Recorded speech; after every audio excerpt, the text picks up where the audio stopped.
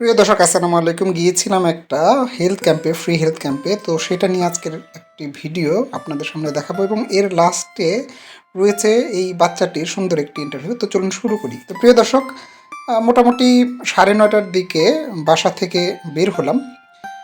নিচে দাঁড়িয়ে ছিল আমার অ্যাসিস্ট্যান্ট রাজু, তার প্রিয় মোটর সাইকেল নিয়ে। আমরা আজকে মোটর সাইকেলে যাব। তো তার চেহারাটা দেখলাম একটু, যাই হোক। তো আমি যেহেতু কোয়ার্টারে থাকি, কোয়ার্টার থেকে আমরা মোটর সাইকেলে যাচ্ছি। এরপরে আমরা বের হয়েই একটা সুন্দর একটি রাস্তার মধ্যে বেরোলাম।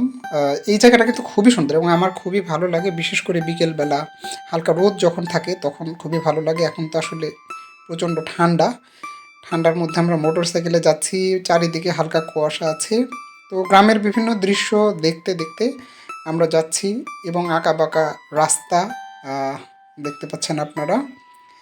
তো এইভাবে আমরা যাচ্ছিলাম। দেখুন এই যে এখানে প্রচণ্ড একটা বাঁক। তো গ্রামের ভিতর দিয়ে আমরা আস্তে আস্তে এগোচ্ছি।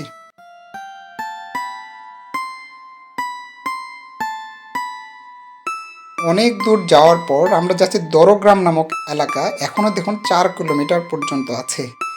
এটা আমি যেখানে থাকি সেখান থেকে প্রায় 16 কিলোমিটার দূরে। তো দেখুন যাওয়ার পথে কী সুন্দর দৃশ্য দেখা যাচ্ছে, সর্ষে ফুল আমরা দেখতে পাচ্ছি। তো আর একটু এগিয়ে দেখলাম আর 1 কিলোমিটার আছে। ভাবলাম যে না, ভালোই চলে এসেছি প্রায় মনে হয়। তো আমরা যাওয়ার পর সেখানে সবাই আসলে অপেক্ষা করছেন আমাদের জন্য। কোন রুমে আমি পেশেন্ট দেখব সেটা আগে থেকেই রেডি ছিল। সেখানে যেই আমরা সাথে সাথে আসলে রুগী দেখা শুরু করলাম।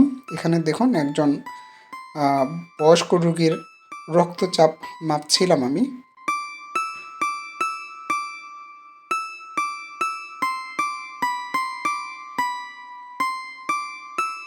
তো এরপরে অনেকক্ষণ রুগী দেখার পরে একটু বিরতির সময়ে বাইরে একটু বের হয়ে দেখলাম তাদের কার্যক্রম, তাদের ল্যাবের কাজ, এবং প্রচুর রুগী আপনারা দেখতে পাচ্ছেন বসেছিল।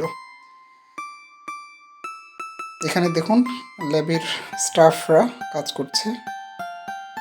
এখন এই রোগীটির খুবই সুন্দর একটা অভিজ্ঞতা ছিল, খুব সুন্দর করে কথা বলে।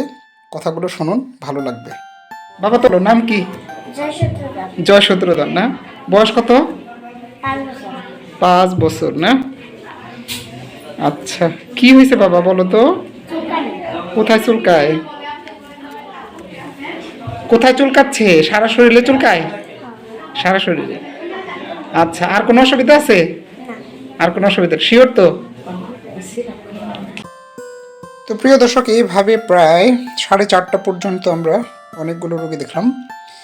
রুগী দেখার পরে তারপরে আমরা অন্য একটা রাস্তা দিয়ে আবার আসছিলাম এবং পাশে খুবই সুন্দর দৃশ্য ছিল। তো আপনারা এই সুন্দর দৃশ্যটি দেখতে থাকুন। আর আমি আজকে এখানে বিদায় নিচ্ছি। সবাই ভালো থাকবেন, সুস্থ থাকবেন। আল্লাহ হাফিজ।